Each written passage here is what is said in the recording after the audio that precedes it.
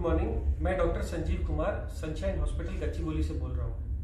आज अगर लोगों के घर में कुछ लोग पॉजिटिव पेशेंट्स आ गए हैं और उनको डर लग रहा है कि हम घर में कैसे इलाज करेंगे या हॉस्पिटल जाके एडमिट कराएं और हॉस्पिटल में बेड नहीं मिल रहे हैं, तो घर में इन लोगों का कैसे केयर करना है और कैसे इंतजाम करना है, मैं आपको 2 मिनट में दिखाऊंगा। हम अपने घर में 3 सेक्शन बनाएंगे। ये है हमारे घर का पहला सेक्शन। पहले सेक्शन में वो लोग रहेंगे जिन लोगों को कोई बुखार, जुकाम या कोरोना के फीचर्स नहीं है। जाकर के सब लोग टेस्टें कराने का कोई बेनिफिट नहीं है। जो लोग इन्फेक्टेड नहीं है, जिनको बुखार नहीं आ रहा, उनको सिर्फ 2-3 चीज़ों की ज़रूरत है। रोज अपना टेम्परेचर चेक करिए, फ्रीक्वेंट हैंड वॉश करिए, अगर घर में दूसरे से इंटरेक्ट कर रहे हैं तो फेस मास्क का यूज़ करिए और सोशल डिस्टेंसिंग, एक हाथ की दूरी पे रहिए। इतने दूरी पे रहने पे कोरोना के फैलने का डर ऑलमोस्ट निल होता है। तो वो सब लोग, जो लोग ठीक हैं, जिन लोगों को फीवर नहीं आया है, वो लोग अपने घर के उस सेक्शन में रहेंगे जिस सेक्शन में दूसरे इन्फेक्टेड लोग नहीं हैं। जिनको फीवर आ गया है और जुकाम, बुखार, खांसी हो रही है, वो लोग घर के दूसरे सेक्शन में रहेंगे और इन दूसरे सेक्शन के अंदर जो लोग नॉर्मल हैं वो उनको डिस्पोजेबल्स में खाने का इंतजाम करेंगे। खाने में क्या खाएंगे? खाने में कोई भी वेजिटेरियन फूड, क्योंकि भूख कम हो जाती है, स्मेल कम हो जाती है, इसको आने में 1 महीना लगता है। इन लोगों को लिक्विड डाइट, सूप्स, जूस या ऐसी चीज़ें जो वो लोग खुद मांग रहे हों, सब अलाउड है। खाने में किसी चीज़ की मनाही नहीं है। आपको इसके अलावा क्या इलाज करना है? इन लोगों को बुखार हो सकता है।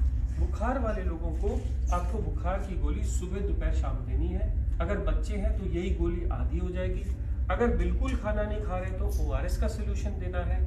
कुछ लोगों को vitamin B, vitamin C, vitamin D, मैंने प्रिस्क्रिप्शन अपने व्हाट्सएप स्टेटस पे एक प्रिस्क्रिप्शन डाला हुआ है। इस प्रिस्क्रिप्शन को अगर आप प्रिंट करो तो ये कहता है कि आप पहले तो 1, 2 और 3 विटामिन हैं, अगली 2, एक तो फीवर की और जुकाम, बुखार, खांसी और गले दर्द की दवाइयाँ हैं। ये दवाइयाँ आप लीजिए। इस पर्चे से आप ये सिम्टोमेटिक ट्रीटमेंट कर सकते हैं। नॉर्मली कोरोना वायरस एक नॉर्मल सा माइल्ड सा वायरस है। 99% लोग इससे ठीक हो जाते हैं और उनको कुछ और चीज़ की ज़रूरत नहीं पड़ती। बट 1% लोग जब बीमार होते हैं तो उनका बुखार बहुत तेज हो जाता है, वो लोग खाना खाना छोड़ देते हैं और उनकी ऑक्सीजन सैचुरेशन कम होने लगती है। हैबत होने पे ऐसे लोगों के लिए घर में हम लोग पल्स ऑक्सीमीटर लेके आते हैं। ये पल्स ऑक्सीमीटर हम पेशेंट्स को रोज लगाएंगे। लगाने के बाद, ये कनेक्ट करने के बाद, एक बटन दबाने से पल्स ऑक्सीमीटर ऑन हो जाता है और ऑन होने पे थोड़ी देर वेट करना है। ये आपको पल्स दिखाने लगता है। जब ये पल्स दिखाएगा तभी उस वैल्यू को मानना है। जब ये वैल्यू आ जाएगी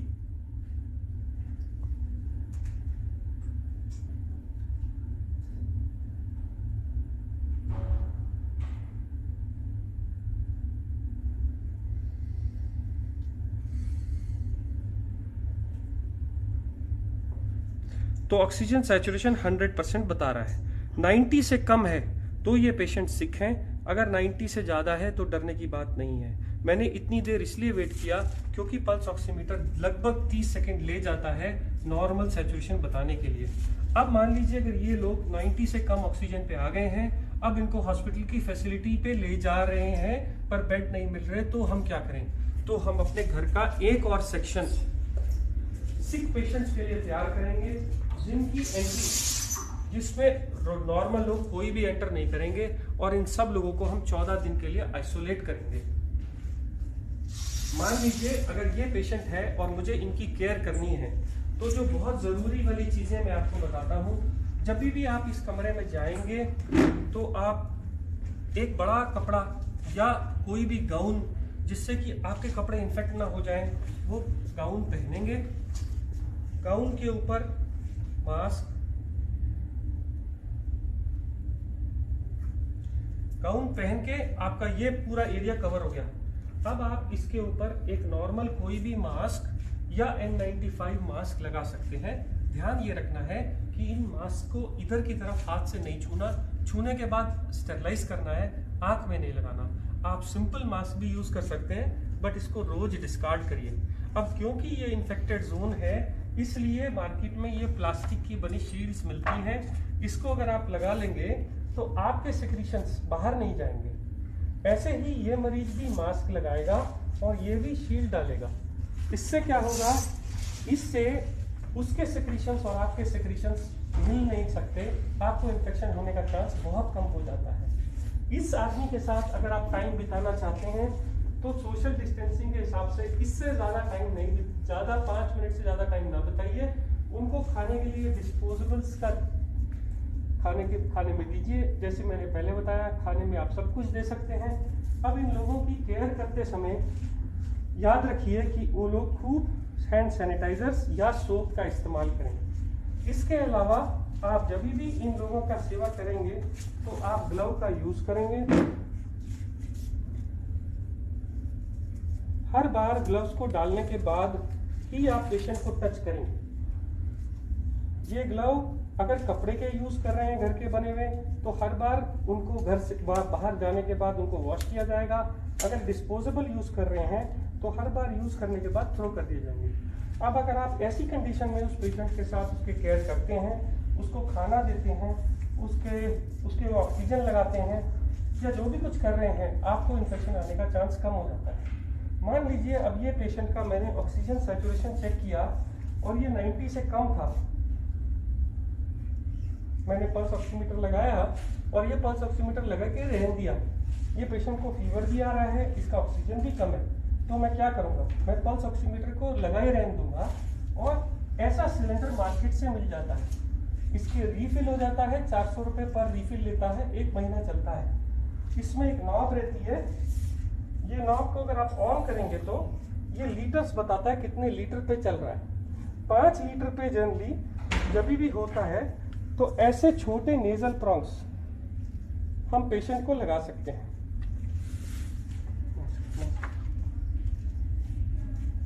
ऐसे नेजल प्रॉन्ग लगा सकते हैं। नेजल प्रॉन्ग लगाने के बाद आप ये पल्स ऑक्सीमीटर की रीडिंग देखिए कितनी आ रही है। अगर ये 90 से ज़्यादा नहीं आ रही और पेशेंट को तभी भी हैबत हो रही है, तो आप ये नेजल प्रॉन्ग हटा के मार्केट से ये बड़े वाला मास्क ला सकते हैं। इस मास्क से अगर आप सिलेंडर पे लगाएंगे तो 10 लीटर तक एक पेशेंट को ऑक्सीजन दी जा सकती है। तब आप ऑक्सीजन चेक करिए, 5 मिनट वेट करिए ऑक्सीजन देके। इसके बाद भी अगर ऑक्सीजन इंप्रूव नहीं हो रही तो आपके पास लास्ट ऑप्शन बचती है हाई फ्लो ऑक्सीजन मास्क। ये मास्क के साथ एक गुब्बारा लगा रहता है, इसको जैसे ही हम ऑक्सीजन से कनेक्ट करते हैं तो ये ऑक्सीजन एक्स्ट्रा देता है और इसमें आप 15 लीटर तक ऑक्सीजन भर सकते हैं। ये गुब्बारा भर जाने के बाद जब आप लगाते हैं तो पेशेंट की हैबत या ऑक्सीजन सैचुरेशन इंप्रूव कर जाती है। इसको लगाने के बाद आप सैचुरेशन को देखते जाइए, जब वो 90 से ऊपर हो जाए उसको ऐसे ही रहने दीजिए। दिन में ये लोग मास्क 3 से 4 घंटे लगा सकते हैं और जैसे अगर हैबत होने लगे तो छोटे मास्क पे आ सकते हैं। और अगर हो सके तो सोते वक्त बेड एंड को थोड़ा ऊंचा करके रखिए। अब इस कमरे की सेफ्टी के लिए कि इन्फेक्शन बाहर न जाए, घर का बना फिनाइल या कोई भी एंटीसेप्टिक सोल्यूशन से घर का पोछा मारिए। अब आप इस कमरे से जब बाहर आने लगे तो आपको सबसे पहला काम क्या करना है, ग्लव उतार के डस्टबिन में फेंक देने हैं और ये गाउन निकाल के आपको बाहर नहीं जाना। आप ये गाउन को हटा के उसी कमरे में छोड़ देंगे, मास्क शील्ड्स उसी कमरे में छोड़ देंगे और हैंड वॉश करके आप पूरा हैंड वॉश करके इस कमरे से बाहर आएंगे। 14 दिन तक अगर इन लोगों की ऐसे ही सेवा करी जाए तो ये लोग इम्प्रूव हो जाते हैं। अब इन लोगों की दवाइयों का क्या, मैंने जैसे पहले बताया था, मैंने अपने व्हाट्सएप स्टेटस पे एक और ट्रीटमेंट डाला है। ये ट्रीटमेंट उन लोगों के लिए है जिनको बेड्स नहीं मिल रहे, हॉस्पिटल फैसिलिटी नहीं है और दवाई देने का और कोई इंतजाम नहीं है। तो आप पुराने ट्रीटमेंट की तरह देखिए, ऊपर मैंने 4 मल्टीविटामिन लिखे हैं, उसके नीचे मैंने भूख लगने का सिरप लिखा है, नीचे हमने जो दवाइयाँ लिखी हैं वो सिम्टोमेटिक इलाज के लिए हैं, जैसे कि डेरिफिलिन, जैसे कि मॉन्टेलुकास्ट मैंने पहले बताई। इसके अलावा जो नीचे आने वाले इंजेक्शन या एंटीबायोटिक्स हैं जो डॉक्टर की गाइडेंस में लेने चाहिए, वो एक तो है डॉक्सीसाइक्लिन, सुबह शाम 5 दिन के लिए 10 गोलियां, ये लोग इतनी देर में इंप्रूव कर जाते हैं। और दूसरे हैं 2 इंजेक्शन एक इंजेक्शन है ब्लड थिनर का, क्योंकि कहा गया है कि ऐसे लोगों को क्लॉट्स बन जाते हैं, इसलिए ये इंजेक्शन सुबह शाम देना है डॉक्टर की गाइडेंस में। और एक स्टेरॉइड का इंजेक्शन 10 रुपए का डेक्सामेथासोन, जो दिन में एक बार लगेगा सुबह। अगर ये इंजेक्शन आपके पास में आपके घर का डॉक्टर लगा देता है तो आपको हॉस्पिटल के खर्चे या हॉस्पिटल के बेड अगर नहीं अवेलेबल है तो भी आप इंतजाम कर सकते हैं। कुछ लोग बोलते हैं हमारे पास इंजेक्शन की कोई भी सहूलियत नहीं है, कोई भी डॉक्टर नहीं आ रहा है, तो मैंने एक ब्लड थिनर एपिक्साबैन और एक स्टेरॉइड ओरल मिथाइल प्रेडनिसोलोन भी रखा है। आप इसको भी प्रिस्क्रिप्शन के हिसाब से प्रिंट करके ले सकते हैं। इतना सेटअप अगर आपके घर में है तो ये आईसीयू का काम करेगा। मैं फिर बोल दूं, आपको sanitiser, face shield, face mask, bed जिसका बैक ऊंचा हो, 3 तरह के फेस मास्क, एक ऑक्सीजन सिलेंडर, घर में फिनाइल, एक कवर, बॉडी कवर जो सेवा कर रहे हैं, मेरा प्रिस्क्रिप्शन जो मेरे स्टेटस पे लगा हुआ है इसको प्रिंट करके रख लीजिए गाइडेंस के लिए, और कुछ दवाइयाँ जो सब उसमें रखी हैं।